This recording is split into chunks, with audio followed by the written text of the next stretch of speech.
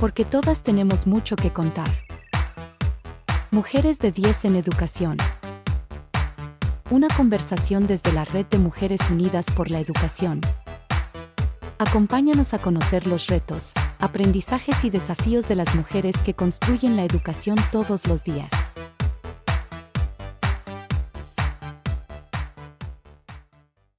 Hola, ¿qué tal? Bienvenidas y bienvenidos. Mi nombre es Sonia del Valle. Estamos aquí en Mujeres de 10 en Educación y hoy tengo la fortuna y el privilegio de hablar y conversar con Ana Zorrilla Noriega. Ella es doctora en Derecho por la UNAM, pero también antes de eso, obviamente, estudió una maestría en Derecho y Gobierno, luego primero una licenciatura, y su pasión es eso, el derecho y la educación. Ya nos va a contar. Y me gustaría, Ana, que, bueno, primero que nada, bienvenida a este podcast de la Red de Mujeres Unidas por la Educación. Y segundo, preguntarte, ¿qué te trae por acá, por la red? Pero también, ¿cuál ha sido tu desarrollo profesional? Cuéntanos un poco para que te conozcan. Hola Sonia, me encanta estar acá, me da muchísimo gusto y agradezco la invitación profundamente. Para mí ser parte de la Red de Mujeres Unidas por la Educación pues es una fortuna y un honor y bueno, compartir este espacio es para mí un gran regalo. Así que gracias Sonia. Eh, pues sí, como dices, mi trayectoria profesional se ha basado en un compromiso precisamente con la educación y el derecho a lo largo de ya varios años. Entonces, mi historia comenzó en el ITAM cuando estudié la licenciatura en Derecho. Después tuve la oportunidad de trabajar como servidora pública en algunas instancias eh, públicas mexicanas, ¿no? Estuve en el Instituto Nacional Electoral, que en ese entonces era federal electoral, en el IFE en ese entonces. Estuve en la Secretaría de la Función Pública, también en la Comisión Nacional de Mejora Regulatoria, y en ese momento, pues yo tenía mucho la intención de seguir estudiando, ¿no? Entonces, Pero busqué, en todos estos espacios trabajaste como abogada, como egresada de la licenciatura en Derecho. así es, Sonia querida. Bueno, en el último año de la carrera y ya graduada, digamos. Ah, Y busqué el apoyo de la beca Fulbright García Robles, afortunadamente lo obtuve y entonces pude irme a la maestría en Derecho y Gobierno en Washington, en Estados Unidos. Ese fue un espacio en mi vida en el que pude reflexionar sobre mi propia vocación, sobre qué me apasionaba, sobre todas las cosas. Entonces, el segundo año de mi estancia en Washington, estudié en la Universidad de Georgetown una certificación en precisamente evaluación de programas y políticas educativas. Y ahí realmente hablé conmigo misma y dije, lo mío es la educación y desde la perspectiva pública, desde luego, pero trabajando en la academia, en la docencia, en la investigación. Y entonces, estando todavía en Washington, escribí a las autoridades del ITAM buscando trabajo, cualquier cosa que hubiera disponible en ese momento para poder aterrizar aquí en México y empezar un proyecto doctoral en la UNAM. Mientras trabajaba yo en el ITAM, plan en el que tú y yo nos conocimos, ¿te acuerdas? Hace años y exacto. estuve ahí años, ¿no? Entonces, el doctorado que hice, precisamente estudió la educación como caso de estudio, digamos, era el sistema educativo mexicano en la educación básica, ¿no? En el nivel básico. Y lo que hice desde el punto de vista jurídico fue repensar, hacer un replanteamiento de la teoría del servicio público, que es parte del derecho administrativo, ¿no? Que se abreva sobre todo de la tradición de Europa continental, ¿no? Entonces, estuve varios años en este estudio. Tuve oportunidad después de publicar un libro que se llama Servicio Público y Educación con Tirando Black, que pues es una síntesis de mi investigación doctoral. Y a partir de ahí, en lo que trabajo en cuanto a la investigación, pues es en todas las intersecciones que se van dando entre el derecho y la educación, ¿no? Tengo el gusto actualmente de estar como directora de la carrera de Derecho en el ITAM. Esto ya fue 11 años después de esto que te digo, de que pedí trabajo ahí. Y bueno, para mí es un honor y un gran compromiso estar ahí, pues viviendo en carne propia el servicio educativo, gestionándolo, atendiendo al estudiantado, al profesorado, siendo un puente de comunicación con otras instancias de la universidad. Entonces, no solo investigo sobre la educación, sino que la vivo, perdóname el sonido. No sé, no se escucha, Ah, pero perfecto. te perdono. Ah, Oye, qué interesante, porque creo que, y eso quisiera que conversáramos un poco sobre, todo el mundo dice que la educación es un derecho, ¿no? Y los papaces y las mamaces, pues dicen que es la herencia que le van a dejar a sus hijos y sus hijas. Pero yo creo que, ¿qué tanto ejercemos ese derecho? No nada más de manera al interior de las familias y todo, sino como Estado. O sea, ¿qué tanto estamos garantizando realmente ese derecho que es un derecho humano, ¿no? O sea, es un derecho además habilitante, es un derecho que si no se ejerce, practica, etcétera, es muy difícil que se ejerzan otros derechos. Es decir, entonces, tú desde tu experiencia, ¿cómo se claro, va, cómo se ejerce? claro. No. No, tienes toda la razón, Sonia. A mí me parece fundamental que podamos entender y estudiar la educación desde el punto de vista jurídico, precisamente porque, como dices, pues hablamos mucho del derecho humano a la educación. Sabemos hoy en día que todas las personas en el mundo deben tener acceso a ella. Más de 80 constituciones alrededor del mundo reconocen explícitamente el derecho humano a la educación de las personas que viven en ese país. Pero en realidad, ¿qué significa que todas las personas tengamos un derecho humano a la educación? Yo te diría que el contenido normativo de este derecho nos permite establecer un criterio orientador e incluso evaluador de las políticas y los servicios educativos. Mira, podemos pensar en lo que se llaman las 4 A's del derecho a la educación, por ejemplo, ¿no? Que son, en primer lugar, la asequibilidad, que nos dice, bueno, el hecho de que tengamos derecho a la educación implica que haya asequibilidad, es decir, disponibilidad, infraestructura, materiales didácticos, que la persona docente esté en el salón, que exista la escuela, que haya plan de estudio, que existan los medios mediante los que se preste el servicio. Pero eso no es suficiente. Además de asequible, tiene que ser accesible. ¿Qué significa esto?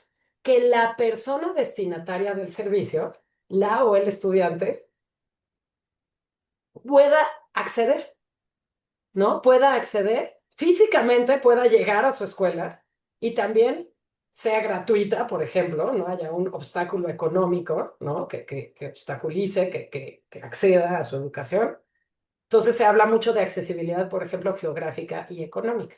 Pero no solo, porque puede la persona estar en la escuela que existe con el docente y puede no ser aceptable, que es la tercera. La aceptabilidad tiene que ver con la calidad, que ahora en nuestra Constitución desde 2019 tiene el término de excelencia en vez de calidad educativa, pero se refiere a lo mismo, que es que cumpla con criterios mínimos necesarios para que efectivamente la persona que está recibiendo la educación pueda irse convirtiendo en la mejor versión de sí misma, pueda ir desarrollando su autonomía personal para tener su propio criterio y tomar sus decisiones.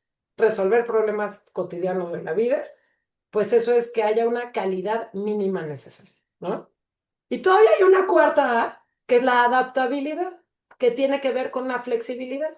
En un país como nuestro país, tan heterogéneo, tan diverso, tan lleno de necesidades distintas en cada área geográfica, por supuesto que es muy importante que el servicio educativo tenga la capacidad de adaptarse a cada entorno concreto en el que existe cada comunidad escolar, ¿no? ¿Cómo debe ser la educación? Bueno, el derecho humano nos dice cómo debe ser al menos la educación que reciban nuestras infancias y juventudes en México, ¿no? Porque una cosa es que esté en el derecho internacional y luego baje a la Constitución y luego a las leyes secundarias y las leyes en los estados, etcétera, y de ahí hacia abajo, ¿no? Y Así otra es. cosa muy distinta es que efectivamente haya una correspondencia entre la realidad y lo que dicen las leyes. ¿Tú cómo lo ves?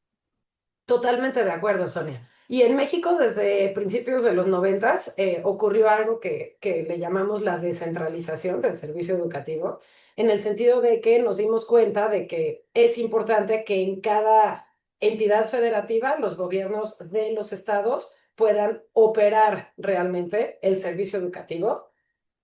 La función regulatoria estatal la sigue teniendo el sistema federal, ¿no? Los planes y programas, los grandes objetivos de la educación, pero realmente la operacionalización del servicio, que es complicadísima, nada más por las dimensiones de nuestro querido México, pues sí es muy importante que hay muchos estudios incluso alrededor del mundo que nos dicen que, y no nada más en educación, desde luego, ¿no? Que una política pública va a ser más eficaz y más cercana a sus destinatarios entre más local sea el gobierno a cargo de ella, digamos, ¿no? Entonces, tienes toda la razón en ese sentido, ¿no? Y se garantiza, es decir, sí, como, o sea, cuando vemos el derecho, vemos que es el derecho de personas que no están en la política, ni ejercen la política, ni deciden la política, por supuesto, ni la legislación, ni nada. Eh, y entonces cuando uno junta a quienes no tienen, dijéramos, Claro, el poder de decidir y quienes sí tienen el poder de decidir para transformar y garantizar ese derecho, la pregunta es si estamos cumpliendo. claro, Si mira, estamos yo te diría que desde luego los retos son mayúsculos, ¿no? La pandemia generó un rezago en los aprendizajes incluso mayor del que ya sufríamos. ¿Ha habido avances? Sí. Por ejemplo, tuve oportunidad de participar en un estudio con mis colegas Sofía Charbel y Fernanda Cobo, que tuve oportunidad de escribir con ellas un artículo después de años de investigación sobre lo que llamamos judicialización del derecho a la educación. Entonces, hicimos un estudio de toda la República Mexicana, todos los circuitos judiciales, a nivel juzgado de distrito, que es ahora sí que el nivel de justicia cotidiana, digamos, ¿no? La primera puerta del Poder Judicial cuando uno tiene alguna demanda, ¿no? Y justamente analizamos los amparos en ese nivel de juzgados de distrito y todos, hasta cuando hicimos una muestra representativa de, te digo, de todos los estados de la República, todos los juicios y resoluciones judiciales que tenían que ver con educación, ¿no? Entonces encontramos cosas muy interesantes, ¿no? Fuimos codificando todos los resultados y encontramos que un porcentaje pequeño tenían que ver en realidad con el derecho humano a la educación, el derecho de la persona estudiante a aprender, que es lo que estábamos platicando ahorita tú y yo hace unos momentos de realmente qué implica ese derecho. Otro grupo importante de las resoluciones tenía que ver con el servicio educativo, las condiciones de prestación, ¿no? Cuestiones incluso fiscales y otros aspectos del servicio educativo también muy importantes, pero nosotras queríamos poner la lupa en ese pequeño grupo de sentencias que habían sido decididas en torno al derecho humano a la educación. Y ahí encontramos que en general los juzgados de distrito mexicanos están teniendo una posición garantista, es decir, están optando y decidiendo por proteger y garantizar el derecho humano de la persona a aprender. Por ejemplo, a que sea gratuita la educación, por ejemplo, a prevenir el acoso escolar y las violencias, ¿no? En general, lo que vimos es que hay una tendencia que garantiza y que protege, ¿no? Digo, te lo digo porque a veces, pues a mí me pasa, ¿no? Que nos preocupamos y entristecemos al ver los problemas, pero pues afortunadamente cuando uno emprende estudios respecto al tema, nos damos cuenta que hay algunos avances importantes también, ¿no? Pero esto no quiere decir que antes no existía o sí existía, es decir, porque yo como periodista tuve muchos encuentros con mamás y papás y Muchos. todavía había Tuviste la una, reforma tantos años, ¿verdad? sí, pero había este, esta manera de mirar el servicio educativo como un favor y no como un derecho. Ujú. Muchas personas, hablé con muchas mamás, muchos papás, siempre te decían, ay, qué bueno que el gobierno nos hizo el favor de poner la escuela, ay, qué bueno que Sí, el gobierno nos sí, trajo el los libros favor, claro, claro, materiales, claro. ay, qué bueno que que el gobierno nos trajo el maestro. Y entonces yo decía, aquí hay un crack porque no estamos como sociedad apropiándonos de un derecho, lo estamos exigiendo. Me llama mucho la atención lo de las sentencias, pero yo creo que esto es de últimas fechas a la fecha, dijeron. O sea, de últimos años a la fecha, que no ha sido, el sistema educativo tiene más de 100 años de haberse creado. Sí, claro. Y yo no puedo creer que, o sea, no lo sé, no tengo los datos ni la evidencia, No, pero sí, creo claro. que es reciente, ¿no? Utilizar los instrumentos jurídicos para pelear por un derecho. Pero no Claro, estoy tienes, equivocada. no, no estás equivocada en lo absoluto. De hecho, estos avances sí tienen, en cuanto a la judicialización que estábamos diciendo, tienen sobre todo su origen en 2011, cuando hubo una reforma en materia de derechos humanos en México importantísima, fundamental para nuestro sistema jurídico y de acceso a la justicia en México. Y a partir de ahí se pudo y se impulsaron estas posibilidades, ¿no? Tan claras de ampararse en este tipo de situaciones. Ahora bien, esto trae a colación algo muy importante, que es otra intersección entre el derecho y la educación muy importante, que es el lenguaje de los derechos humanos y la educación en derechos humanos, ¿no? Eh, a partir de ese momento, en 2011, yo diría que sí fue un parteaguas en México, empezamos a hablar mucho más en el lenguaje de los derechos. Esto no es un favor, este es el derecho de todas nuestras niñas y niños, de los millones y millones que se educan año con año, ¿no? Algo que yo rescato como muy positivo del gobierno actual, por ejemplo, la presidenta que habla mucho de los derechos. O sea, esto, no, es que en México esto es un derecho y de ahí partimos, ¿no? Y nos debe quedar claro a todas y todos en México que la salud, la educación, el agua, la calidad ambiental, la cultura, ¿no? La libertad de expresión, todas estas cuestiones no es un favor, una condición favorable, ¿no? Una circunstancia que algo Privilegio. pueda ocasionar, un privilegio, desde luego, es un derecho por el simple hecho de ser personas, ¿no? Y esto creo que sí es un gran avance. Nos falta, desde luego, hay retos importantísimos. Ahorita fíjate que estoy participando con la UNAM en un diplomado interesantísimo para profesoras y profesores de la Escuela Nacional Preparatoria, de los 9 planteles en la Ciudad de México, que imparten la carrera de Derecho. Tienen un reto mayúsculo porque cada año escolar son 40 profesores y dan la materia a miles de estudiantes, ¿no?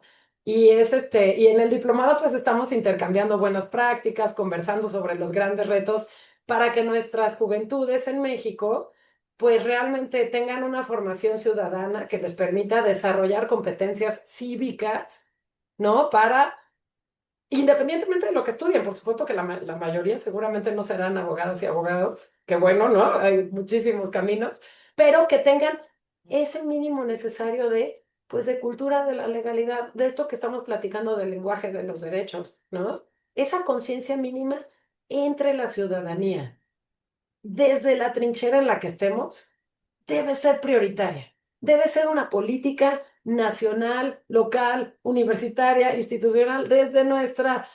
Tú, por ejemplo, con tu maravillosa e importante labor de periodista y de comunicóloga, que todas y todos transmitamos este lenguaje de los derechos, ¿no? Y esta es, bueno, te lo decía en el sentido de que es otra de estas interacciones que tú mencionabas hace rato de derecho y educación, ¿no? Que por supuesto excede lo jurídico, ¿no? Tiene una perspectiva sociológica importantísima, ¿no? Claro. Pero- Oye, Ana, y ha sido un deleite escucharte, hablar, ver cómo te expresas y lo que dices sobre que te apasiona este tema, evidentemente. Este, y pues yo te agradezco muchísimo que hayas estado en este programa, en el podcast de la Red de Mujeres Unidas por la Educación, Mujeres de 10 en Educación, que como bien dice su eslogan, nosotras sabemos de educación y sin duda lo que nos has comentado, lo que nos has compartido es muestra de ello.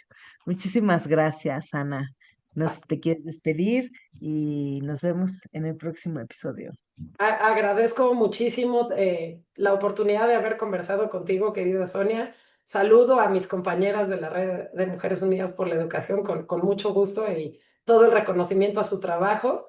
Y bueno, a todas las personas que amablemente también nos escuchan, bueno, pues muchos saludos y acá seguimos. A sus órdenes siempre, Sonia. Gracias. Conducción, Sonia del Valle. Coordinación, Gema Jara. Producción, Cecil Palma. Música, Orange Factory Music. Mujeres de 10 en Educación. Una serie de la Red de Mujeres Unidas por la Educación.